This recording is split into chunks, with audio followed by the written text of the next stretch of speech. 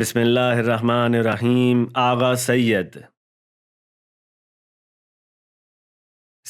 Isfahan سے گئے ہوئے مدافعان حرم میں سے ایک تھے اور کتاب میں ذکر شدہ شہداء کے دوستوں میں سے تھے۔ ان کے کچھ گھریلو مسائل تھے۔ سب سے بڑا مسئلہ یہ تھا کہ ان کے بچے ولادت سے قبل فوت ہو جایا کرتے تھے۔ تیسرے بچے کے وقت بھی یہی صورتحال تھی۔ ڈاکٹرز نے الٹرا ساؤنڈ کی رپورٹ دیکھ کر کہا، بچہ ماں کے پیٹ میں فوت ہو چکا ہے۔ کل صبح جلدی سے جلدی آئیے اور بچے کو ضائع کروا دیجیے۔ اگر اس سے زیادہ بچے کو روک کر رکھا تو ماں کا بھی انتقال ہو جائے گا۔ سید بہت زیادہ پریشان اور برہم تھے۔ بیوی کو گھر پہنچا کر باہر نکلے اور اپنے رب کے ساتھ خلوت کی۔ کہنے لگے، میری بیوی مزید برداشت نہیں کر سکتی۔ میں چاہتا تھا کہ میرا بیٹا بچ جاتا اور امام عصر علیہ السلام کا سپاہی بن جاتا۔ اس کے بعد وہ شہید جواد محمدی کے مزار پر چلے گئے اور شہید جواد سے کہنے لگے، یہ کیسی دوستی ہے جواد؟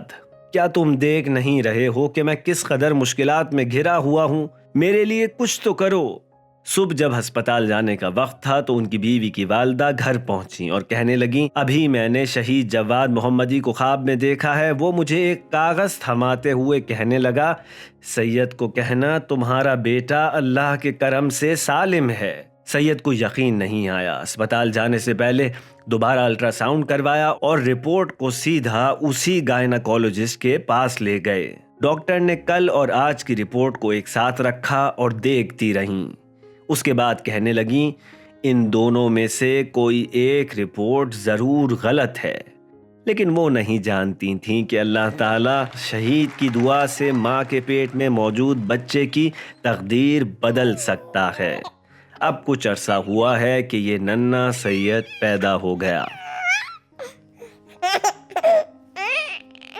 ایک اور بات جو سید نے نقل کی وہ یہ تھی، جس وقت جواد محمدی شہید ہوئے ایک عرصے تک ان کا جنازہ لاپتہ تھا۔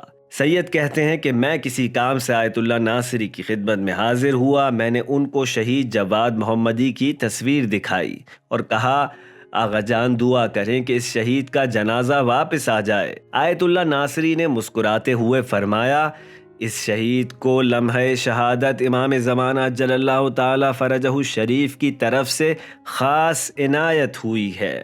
ان قریب اس کا جنازہ واپس آ جائے گا۔ اور ایسا ہی ہوا۔ کچھ عرصے کے بعد شہید جواد محمدی کا جنازہ وطن واپس آ گیا۔ اس کتاب کے رائٹر لکھتے ہیں کہ شہید جواد محمدی کو اس کتاب کا بانی کہا جا سکتا ہے کیونکہ انہوں نے محاذ جنگ پر آپریشن سے ایک رات قبل اس کتاب کے رائٹر کو محاذ سے پیچھے محفوظ مقام پر بھیج دیا تھا تاکہ وہ اپنی روداد آئندہ آنے والی نسلوں کے لیے محفوظ کریں۔